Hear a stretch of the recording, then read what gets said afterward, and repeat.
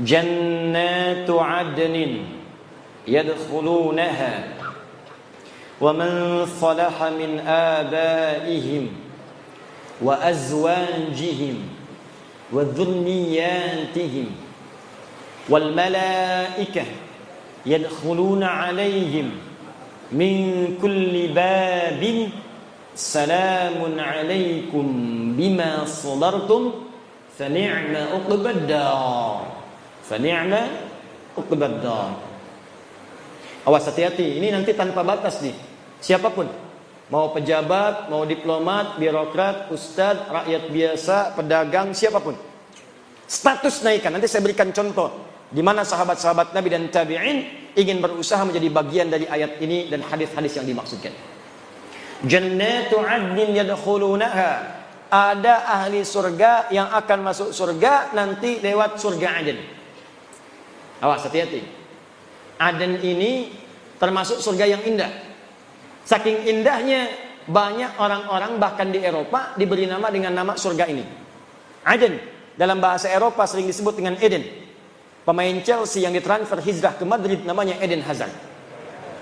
Ya, Eden Hazard pindah kemudian ke Real Madrid dengan transfer 100 juta euro.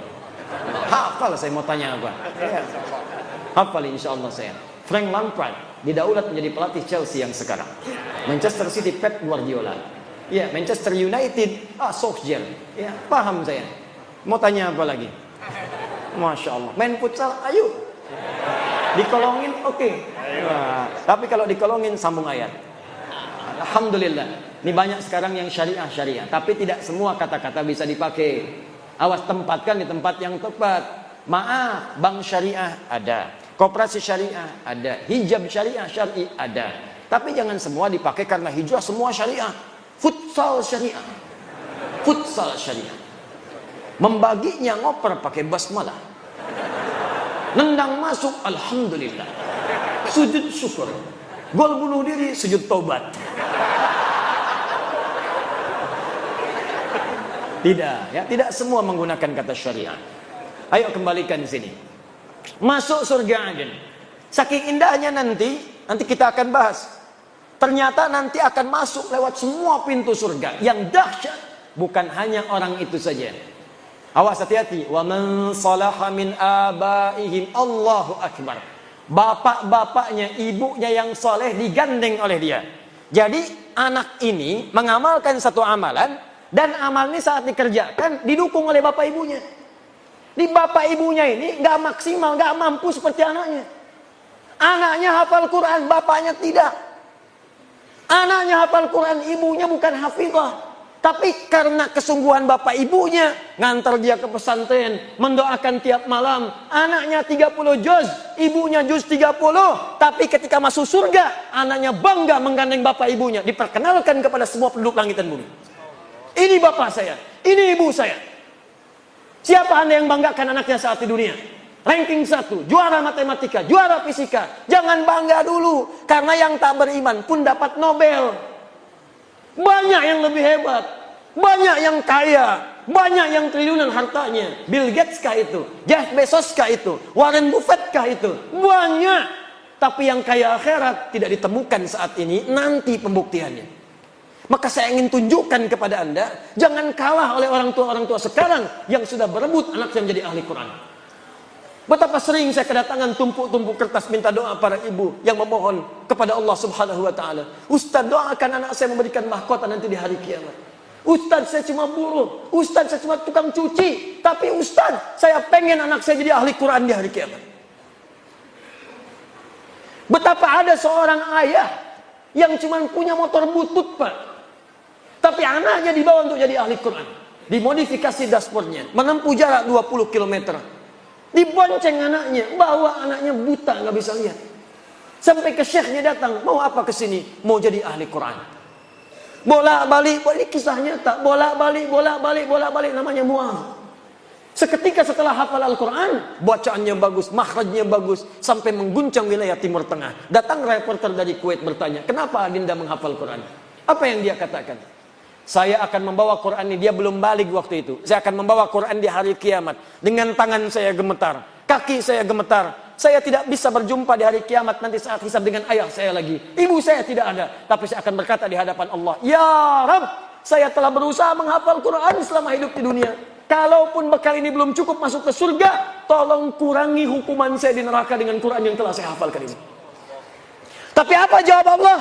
Bukan neraka untukmu, surga untukmu. Bawa bapakmu, gandeng ibumu yang telah mendukungmu menjadi ahli Quran saat di dunia. Maka disebutkanlah dalam hadis riwayat At-Tirmidzi, nomor hadis 2915. Begitu akan masuk surga, Qurannya langsung berkata kepada Allah, Allahumma halli. Halli. Karena itu di Quran surah 35 ayat 33, paling kiri sebelah atas, maka disebutkanlah dia akan dihiasi. Ya Allah, kata Al-Quran, hiasi dia. Jannatu adnin yadkhulunaha yuhallawna fiha min asawir. Maka Allah tidak rida ahli Quran ini masuk ke dalam surga sebelum diberikan perhiasan dulu. Maka diberikanlah perhiasan. Pertama hiasan yang dipakaikan adalah gelang-gelang emas. Setelah dipakaikan gelang-gelang emas, diberikanlah mahkota. Fayulbasu ilaihi tajul karamah. Maka dipakaikan di atas kepalanya mahkota kehormatan untuk membedakan dengan yang bukan ahli Al-Quran. Begitu dipakaikan mahkota itu, maka kemudian Allah firmankan, hadirkan mahkota baru. Dipanggillah bapak ibunya yang soleh itu. Maka anak ini membawa mahkota itu yang dalam hadis disebutkan sinarnya lebih terang dibandingkan cahaya matahari yang masuk ke dalam rumah. Maka dipertontonkan di seluruh penghuni langit dan bumi, dipakaikanlah oleh anak itu di atas kepala kedua orang tuanya. Kami ada sekolah di Bekasi, namanya Al-Ihsan Islamic School. Anak-anak TK-nya diberikan manhaj menghafal Quran. TK-nya membaca dengan benar, diberikan dasar 2 juz. SD-nya nanti 30 juz. Wisuda di Mekah dengan di Madinah. Kemarin waktu pengukuhan untuk TK, baru TK bapak ibunya dipanggil. Wisuda baru juz 30 masuk juz 29. Wisuda bapak ibunya didudukan di atas kursi, anaknya diberikan mahkota-mahkotaan dari kertas. Dipakaikanlah mahkota itu oleh anak TK di kepala bapak ibunya. Jatuhlah air matanya pada saat itu. Hanya mahkota buatan, hanya yang terbuat dari kertas bisa menitikan air mata di kedua orang tuanya. Maka Anda bayangkan bagaimana di hari kiamat mahkota itu nyata diberikan di kepala kedua orang tuanya. Saya mau katakan kepada Anda hari ini, demi Allah saya katakan, sekarang banyak orang tua mengejar untuk mendapatkan itu. Ibu-ibu yang kelihatan mungkin kata orang dia miskin. Demi Allah saya mendapatkan ada sebuah kejadian yang luar biasa. Keluarga yang kelihatan sederhana, bapaknya kuli bangunan, ibunya hanya bekerja di sawah, ngambil-ngambil suluh. Masya Allah, masak-masak. Tapi kalau Anda kunjungi, makanan dihidangkan. Hampir tidak pernah tidak ada makanan ketika tamu datang. Dan dengan bangga mengatakan, Alhamdulillah, Abi diberi nikmat banyak oleh Allah. Setiap pekan datang, setiap bulan datang, membawa uang 500 ribu. 500 ribu dalam kondisi sekarang disebut banyak karena berkah keluarganya. Tahukah Anda, ibunya itu hafal Al-Quran dengan 7 riwayat. Disuruh di sawah. Bapaknya kuli bangunan hafal Al-Quran, anaknya hafid semua. Anda di mana pada saat itu? Itulah orang-orang yang sering disebut dalam pandangan manusia. Mereka tertawa melihat mereka. Nanti akan tiba di hari kiamat. Ketika banyak orang menertawakan di dunia, mereka akan berbangga di hari kiamat. Karena mampu. Anda kalau cuma di Palembang hebat, di Indonesia hebat, yang bangga pada Anda orang Indonesia saja. Di akhirat semua penduduk langit dan bumi dipertontonkan dengan semua itu.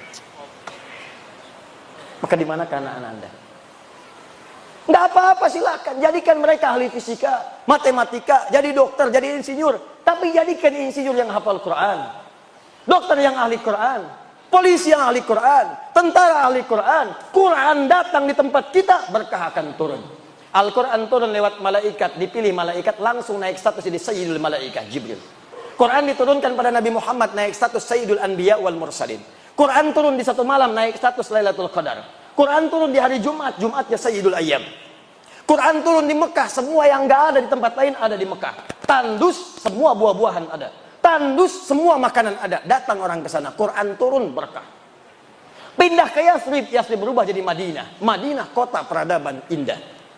Maka ulama menyimpulkan, setiap Al-Quran turun, ada ahli Quran di satu tempat, maka tempat itu akan berkah dalam kehidupannya. Saya menghadapi anak-anak datang. Itu kalau anak-anak hafid-hafid kecil itu biasanya kalau dia datang ke Bekasi pengen cek hafalan, saya lihat Masya Allah bapak ibunya luar biasa. Ada yang kasih penghargaan, berangkatlah haji, difasilitasi oleh kerajaan Saudi. Ditunjuklah kami menjadi Amirul Hajj. Begitu berangkat saya kira siapa yang saya pimpin? Ternyata kebanyakan ahli Quran. Anda bayangkan yang hafal Quran anak-anak kecil. Yang ikut haji, bapaknya ikut, ibunya ikut, gurunya ikut, temannya ikut, kerabatnya ikut. Yang hafal Quran satu orang, yang berangkat banyak orang. Anak Anda sekolah SD, tiba-tiba hafal Quran 30 juz, langsung keluar air mata, jatuh sujud syukur. Tapi yang akan orang tanya, siapa bapaknya? Siapa ibunya? Siapa gurunya? Yang hafal anaknya yang disebut sebagian orang-orang sekitarannya. Itu baru dunia, akhirat mahkota. Begitu diberikan mahkota, kata Al-Qur'annya, ya Allah, Allahumma zidhu, ya Allah, tolong bedakan fasilitator dengan penghafalnya. Bedakan fasilitator dengan ahli Qur'annya. Fayulbasu ilaihi libasul karamah. Maka dipakaikan di ahli Qur'an itu pakaian kehormatan. Kalau tadi mahkota, sekarang jubah kehormatan. Maka dengan jubah itulah dia gandeng bangga dengan tangan kanannya bapaknya, ibunya. Kemudian kalau dia hafal, laki-laki pernah menikah, istrinya. Kalau dia perempuan, suaminya. Dan di belakangnya wa dzurriyyatihim, anak, cucu sampai keturunan terakhir dia. Maka diparadekan masuk surga dari semua pintu surga. Setiap lewat satu pintu surga, maka malaikat mengatakan kepadanya, wal malaikatu yadkhuluna alaihim min kulli babin salamun alaikum bima sabartum. Mereka mengatakan, selamat bisa masuk ke sini karena Anda sabar saat di dunia. Sabar. Dengan Qur'annya. Orang mencela, sabar. Orang lihat koran, dia baca Al-Quran. Di LRT, baca Al-Quran. Di trans, baca Al-Quran. Di angkot, baca Al-Quran. Masuk kantor, nunggu rapat, baca Al-Quran. Sabar. Orang lain lihat media, dia lihat Quran. Sabar. Dan dengan kesabarannya ini, fani'ma uqbad dar. Silahkan masuk surga yang telah kami janjikan. Allahu Akbar. Nah sekarang pertanyaannya, bagaimana menjadi ahli Al-Quran itu? Karena berdasar riwayat-riwayat yang sahih, ternyata maaf sekali, ahli Al-Quran itu ternyata bukan sekedar hafal 30 juz. Ada hafal 30 juz, tapi disebut bukan ahli Al-Quran. Yang menyampaikan itu langsung sahabat Nabi, Abdullah bin Amr bin As. Awas, nanti saya sampaikan kisahnya. Ada yang hafal cuma satu surat, disebut ahli Al-Quran. Tapi yang paling hebat, hafal 30 juz, dan itu disebut dengan ahli Al-Quran. Nah pertanyaannya, siapa ahli Al-Quran itu? Bagaimana cara mengamalkannya? Itu yang terakhir kita bahas. Nanti yang terakhir, paling akhir, saya tunjukkan bagaimana mengamalkan apa yang telah kita ikhtiarkan. Bagaimana kemudian wafat menjadi ahli Al-Quran insyaAllah. Ini bagian terakhir pembahasan saya. Siap insyaAllah? Ya. Baik. Sebelum saya buka pembahasannya, yang tadi itulah yang terbaik di antara amalan-amalan yang lain. Sebab ahli Al-Quran itu kalau sudah rajin dengan Qurannya, dia pasti tahajud. Karena itu perintah tahajud kemudian disandingkan dengan bacaan Quran. Dalilnya Quran surah 73 ayat ke-20. Ya, setelah Allah mengatakan bangun malam, tunaikan tahajud, maka dibuka dengan kalimat faqra'u ma tayassara minal Quran. Dalam tahajud itulah baca Quran yang biasa engkau bacakan. Yang ringan-ringan baca. Yuk kita kembalikan. Khairukum man ta'allama al-Qur'ana wa 'allama. Nabi menyampaikan yang terbaik di antara kalian dari sekian hamba yang soleh, dari sekian hamba-hamba yang hidup di bumi, adalah orang yang mau belajar Al-Quran dan mengamalkan apa yang telah ia pelajari itu. Hadis ini, kata para ulama, mengandung dua hal sekaligus. Pertama adalah mempelajari Al-Qurannya, kedua adalah mengamalkannya. Dalam mengamalkan pelajaran Al-Quran ini, ada 3 jenis yang bisa kita lakukan. 3 ini yang menjadikan seseorang disebut sebagai ahli Quran. Jadi kalau bapak ibu ingin jadi ahli Al-Quran, maka caranya ada 3. Ada berapa? 3. Saya ulang. Caranya ada 3. 1. Ada yang disebut ahli Quran, ahli qiraat. Ahli Quran, ahli qiraat. Yang senang membaca. Baca. Qiraat. Jamaknya qiraat. Jadi untuk menghafal, Allah berikan kemudahan. Tapi dia senangnya baca. Sehingga karena senang baca ini, konsentrasi kehafalannya agak berkurang. Mungkin hafalnya cuma 1 surat, Al-Baqarah saja misal. Atau hafalnya 1 surat, Al-Ikhlas saja. Ada di antara sahabat Nabi yang kalau baca surat, baca surat dalam sholat, saking ikhlas ya sholatnya, yang dibaca cuma Al-Ikhlas saja. Al-Ikhlas terus, Qul huwallahu ahad, Qul huwallahu ahad, Qul huwallahu ahad, sampai diadukan oleh sahabat yang lainnya. Ini hadis sahih, nyata. Ketika diadukan pada Nabi, ya Rasulullah, si fulan kau bacanya itu melulu. Jadi imam, Al-Ikhlas. Jadi imam, Al-Ikhlas. Sampai makmumnya pun sudah paham. Begitu mau sholat, pasti Al-Ikhlas. Ghairil maghdubi alaihim waladdallin. Al-Ikhlas. Diadukan pada Nabi, ya Rasulullah, si fulan bacanya Al-Ikhlas terus. Dipanggil oleh Nabi, ya fulan, kamu diadukan oleh kawan-kawanmu, kenapa baca Al-Ikhlas terus? Kata sahabat ini, ya Rasulullah, ana uhibbullah ta'ala, saya mencintai Allah. Saking cintanya dengan Allah, saya senang baca surat Al-Ikhlas karena kecintaannya kepada Allah. Masya Allah. Ahlullahi wa khasatuh. Kalimat itulah yang memasukkan dia dalam keluarga, barisan-barisan yang dicintai oleh Allah dan dikhususkan oleh Allah Subhanahu wa taala. Kata Nabi, teruskan. Bayangkan. Dia ada orang yang ahli Quran, hafalnya mungkin sedikit, 1 surah, 2 surah, tapi kecintaannya pada Al-Quran menjadikan dia rajin baca. Masya Allah, baca seperti Ramadan kemarin. Ya, one day one juz, semalam sehari 1 juz. Ya, besoknya 1 juz lagi, sebulan 30 juz. Allahu Akbar, baca. Al-Imam Asy-Syafi'i hari-hari biasa 1 hari 30 juz. Ramadan setiap hari 2 juz. Siang 1 juz, malam 1 juz. 30 hari 60 juz. 60 juz, emang ada? 60 kali khatam. 60 kali khatam. Anda bayangkan. Saking cintanya dengan Al-Quran. Al-Imam An-Nawawi menyebutkan kisah dalam kitabnya At-Tibyan fi Adab Hamalatil Quran. Ada seorang di zaman salafus saleh yang senang dengan baca Al-Quran, yang senang dibaca suratnya Al-Baqarah, Pak, Bu. Ini kisah nyata. Di setiap mau tidur Al-Baqarah, setiap mau tidur Al-Baqarah. Nanti ada yang senang Al-Mulk, ada yang senang Yasin. Ini senangnya Al-Baqarah. Kalau senang Yasin, baca Yasinan. Senang Al-Mulk, Al-Mulkan. An-Nisa, An-Nisaan. Al-Baqarah, Baqarahan. Dia ini senang Al-Baqarah, Baqarahan. Tiap malam sebelum tidur Baqarah. Saking cintanya dengan Al-Baqarah, tidak pernah tidur sebelum baca Al-Baqarah. 1 kali tertidurlah ia karena lelah dan belum sempat baca Al-Baqarah. Di pertengahan malam dalam tidurnya, tiba-tiba terbangun, kaget tuh. Tangannya mengenai sebagian dari tubuh kawannya. Kawannya kaget bangun, mengatakan, kamu kenapa tiba-tiba bangun kemudian tanganmu kena saya?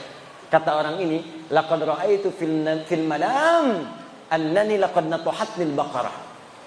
Saya tadi mimpi dalam tidur diseruduk Al-Baqarah. Sapi betina. Saking dekatnya dengan surat itu, diingatkan, kamu belum baca saya. Enak kamu tidur, baca dulu baru tidur. Bangun dia, ambil wudhu, baca. Makanya banyak keutamaan surah-surah dalam Al-Quran, fadilah-fadilah tertentu. Siapa yang baca Al-Mulk sebelum tidur, baca, maka jasadnya akan dijaga di alam kubur. Oh, yang benar Ustaz, wafat aja dulu, ntar baru ketahuan. Banyak nanya. Kan gampang membuktikannya. Wafat nyata. Apakah bisa milih? Tidak. Mungkin antum duluan, baru saya. Ya, bisa. Bisa saya duluan setelah antum. Mungkin. Ya, bisa memang saya duluan mengambil jenazah antum. Bisa. Nggak bisa milih, bisa milih. Mungkin kita bisa wafat lebih dulu. Saya permohonan kepada Allah, saya pengen wafatnya syahid. Doakanlah. Syahid itu tidak harus di medan peperangan fisik, mungkin saat mengajar. Mungkin saat mengajar bisa wafat. Alhamdulillah. Mudah-mudahan ada yang bisa menggantikan di kemudian hari. Bangun bangsa ini, cintai bangsa ini, berbuatlah yang baik untuk bangsa ini. Karena banyak ulama ini punya saham untuk membangun bangsa kita ini. Jangan terpecah belah. Bangunlah bangsa dengan baik. Insya Allah kami nanti ada program untuk bisa mengundang siswa-siswa di seluruh penjuru Indonesia untuk belajar. Nanti saya didik langsung. Sudah ada angkatan kedua sekarang. Didik selama setahun, kemudian saya kirim ke Timur Tengah. Alhamdulillah nanti yang sudah lulus ke Sudan dalam waktu dekat, nanti orang Sudannya datang akan dibawa langsung ke sana untuk belajar khusus ya. Di Sudan ada 25 orang, di Turki ada 13 orang, di Madinah ada murid kami juga di sana, di Al-Azhar ada. Terakhir saya sebelum kesini di hotel langsung ditelepon, alhamdulillah atas keagamaan di kedutaan Mesir minta CV kami. Kemarin kami bersama 2 orang syekh dari Mesir, dan insya Allah akan diberikan kuota beasiswa di Al-Azhar 50 sampai 100 orang. Kita pilih putra-putri terbaik bangsa kita, belajarlah ke sana, pulang jadi ulama. Harus ada ulama dari Palembang. Palembang itu sejarahnya penuh dengan ulama. Syekh Abdul Somad Al-Palembangi itu ulama hebat, mufti di Makkah Al-Mukarramah, mufti. Generasi dulu. Syekh Ahmad Khatib Al-Minangkabawi dari Minangkabau. Punya murid-muridnya pun dari Jawa. Siapa? Di antaranya Muhammad Darwish, kelak dikenal dengan Syekh Ahmad Dahlan, Al-Habib Ahmad Dahlan, pendiri Jamiah Muhammadiyah 18 November 1912. Siapa lagi? Syekh Muhammad Hashim bin Ash'ari, pendiri Jamiah Nahdlatul Ulama 31 Januari 1926. Ada lagi kerabatnya di Banten, Syekh Nawawi Al-Bantani. Itu orang-orang hebat semua. Ada Syekh Yasin Al-Padangi yang kalau kemudian dalam orang-orang haji itu biasanya bawa air zam-zam, ngasih pakai kaos oblong, pakai sarung. Tidak tahu kalau orang itu mufti. Begitu tiba waktu sholat memberikan fatwa di Masjid Al-Haram. Allah ya Rabb, hadirkan alim ulama insyaallah dari Sumatera Selatan di kemudian hari yang selevel dengan ulama-ulama dulu. Ayo belajar. Bangun bangsa ini, bangun daerah kita supaya keberkahan diturunkan oleh Allah Subhanahu wa taala. Tadi hidayat orang sekarang, ilmunya baru sedikit, masa depan tantangan banyak. Anak bapak ibu yang harus jadi lebih baik daripada saya. Ayo belajar ke sana. Ayo tumbuhkan semangat, bangun cita-cita. Maaf, kalau cuma jadi ahli pertanian banyak dari IPB. Arsitek insinyur banyak di ITB, dokter banyak di UI, ulama dari mana datangnya? Jarang pewaris Nabi. Makanya ketika ada ulama jaga, ambil ilmunya, manfaatkan dengan baik. Dan di antara yang terbaik adalah ahli Al-Quran. Mulai sekarang, ayo coba buat kebiasaan rajin baca Quran. Ya, bagus gerakan, bangun. One day one juz, one day nisfu juz, half of juz, setengah juz, boleh. One day one rubu', seperempat juz, boleh, silakan. Bangun kebiasaan. Walaupun one day one ayat, satu hari satu ayat, boleh, silakan. Walaupun heran juga. Alif Lam Mim. Sudah dulu. Yang penting surga.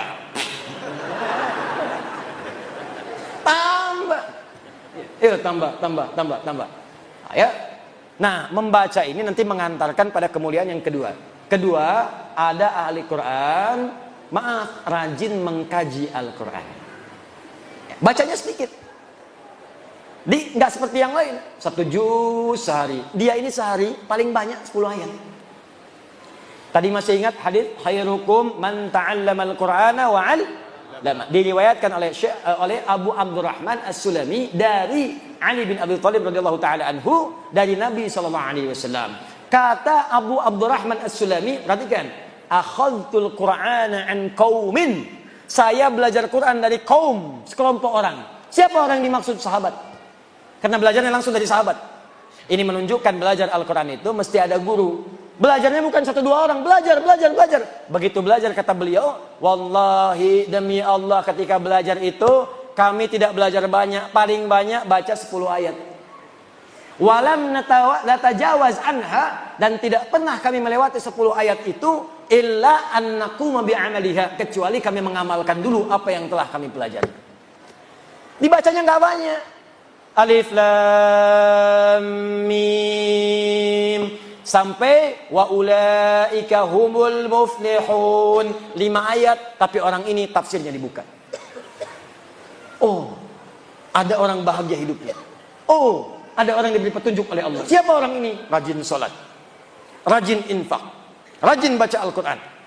Paham dia artinya, paham maknanya, maka dia kerjakan saat itu. Dia keluarkan semua jenis sholat. Fardunya, sunnahnya, rawatibnya, duhanya, salat wudunya, salat syuruknya, keluarkan dan dia berusaha menunaikannya. Infak dia kejar. Apa saja jenis infak? Ada 5. Quran surah kedua ayat 215. Wa yas'alunaka madza yunfiqun, kepada siapa kau mesti berinfak? Qul ma anfaqtu min khair, katakan kalau mau infak berikan yang baik-baik. Lil walidain, pertama orang tua. Wal aqrabin, keluarga terdekat. Wal yatama, anak yatim. Wal masakin, orang miskin. Wabis sabil, orang yang kekurangan bekal. Kejar oleh dia. Ke orang tua, kerja. Begitu dapat kemudian gaji, telepon orang tua, mama, hari ini aku punya hadiah spesial. Apa itu nak? Tunggu saja. Begitu datang, dibungkuslah sebuah hal yang sangat diinginkan oleh ibundanya. Dituliskan kemudian di atasnya, terima kasih mama, telah mengandung saya, bersabar merawat saya, memberikan ASI untuk saya. Ini gaji pertama saya berikan untuk mama. Walaupun belum bisa memberikan apa-apa, semoga dengan ini doa Anda mengantarkan kita ke surga. Dibuka. Masya Allah. Begitu dibuka, handphone terbaru. Bukan. Dipeluk anaknya. Nah, bukan karena handphonenya, tapi karena cintamu kepada mama. Mama ridho dengan engkau. Ini ambil aja handphonenya. Yang penting engkau mencintai mama. Sudah cukup mendoakan kita untuk ke surga. Berpelukan keduanya, mengalir air matanya, dan hadirlah di situ nilai-nilai kemuliaan. Itulah infak ringan. Bacanya cuma 5 ayat, tapi ngamalkannya yang luar biasa. Makanya banyak sahabat yang hafal Quran itu puluhan tahun. Umar bin Khattab radhiyallahu taala anhu 20 tahun. Ada yang 40 tahun. Abu Abdurrahman As-Sulami itu 40 tahun. Padahal beliau pebisnis. Masya Allah, jualan, dagang, macam-macam. Ketika mendengar hadis Nabi tadi, khairukum man ta'allama al-Qur'ana wa 'allamah. Kalau kamu pengen jadi orang hebat, maka mendekat kepada Al-Quran. Maka beliau sambil berusaha tadi menjadi ahli Quran. Belajar Quran, baca, amalkan. Sampai mengatakan, tidak pernah ada yang menempatkan saya pada status yang terbaik saat ini, kecuali hadis tadi. Maka ayo, kalau tidak sempat punya banyak waktu baca 1 juz per hari, setidaknya baca 1 ayat, lihat tafsirnya, amalkan isinya. Maka Anda masuk golongan yang kedua. Hati-hati, kata Amr bin As radhiyallahu taala anhu, perhatikan kalimatnya. Aku dapati di era Nabi banyak orang yang cuma hafal 1 surat tapi mengamalkan isinya dengan sepenuh jiwanya. Tapi nanti aku prediksikan di masa kini yang akan datang akan banyak orang hafal 30 juz saking mudahnya seperti meminum air. Air itu diminum tidak ada hambatan, masuk langsung. Kata Amr bin As, ya ada orang yang akan hafal Quran semudah meminum air, tapi sangat berat dalam mengamalkannya. 30 juz hafal, tanya halaman, tanya ayat, tanya nomor, tanya posisi, hafal semua, tapi mengamalkannya begitu berat. Hati-hati. Dia hafal ayat tentang bersikap baik. Awas, hati-hati. La yasraqu minkum, jangan saling mencela. Tapi mengamalkannya sulit. Dia hafal ayat jangan berselisih, wala tafarraqu, hafal ayatnya, tapi mengamalkannya sulit. Hanya karena 1 kunut, 1 tidak berselisih, padahal ayatnya hafal. 1 bismillah jahar, 1 sir berselisih, padahal ayatnya hafal. Ada terjadi seperti itu? Ada. Berarti prediksi sahabat itu benar. Maka kalau ingin jadi ahli Quran, pilihan pertama banyak membaca, pilihan kedua menelaah, yang ketiga ini yang paling hebat. Orang yang mampu menghafal Quran selama hidupnya dan berusaha mengamalkannya. Orang ini disebut dengan hamilul Quran. Hamilul Quran. Orang sekarang menyebutnya hafid. Orang dulu tidak menyebut hafid. Karena hafid itu orang yang hafal hadis 100.000 hadis dengan sanadnya plus matannya. Orang-orangnya sampai ke Nabi dan isinya 100.000 disebut hafid. Tapi kalau hafal Quran dengan mengamalkannya disebut hamilul Quran. Orang yang mengandung Quran dalam dirinya. Ibu hamil mengandung maka akan menjaga kandungan. Makan makanan yang baik, ya, cari yang bergizi, dijaga perilaku supaya bayi yang dikandung itu baik, sehat keluarnya, janinnya bagus, bayi bagus. Maka orang yang mengandung Al-Quran pun akan menjaga Quran dalam dirinya. Dia akan menjauh dari yang haram, menjauh dari perkataan yang buruk, dan dia kejar untuk mendapatkan status yang terbaik. Itulah yang paling indah. Al-Quran bukan hanya untuk dibaca saat kita sempat, tetapi untuk menjadi cahaya dalam setiap langkah kehidupan kita. Malam Nuzulul Quran mengingatkan kita bahwa kitab suci ini diturunkan bukan sekedar untuk disimpan di rak, tetapi untuk dibaca, dipahami, dan diamalkan. Mungkin hari ini kita belum menjadi ahli Al-Quran, tapi setiap ayat yang kita baca adalah langkah menuju kemuliaan itu.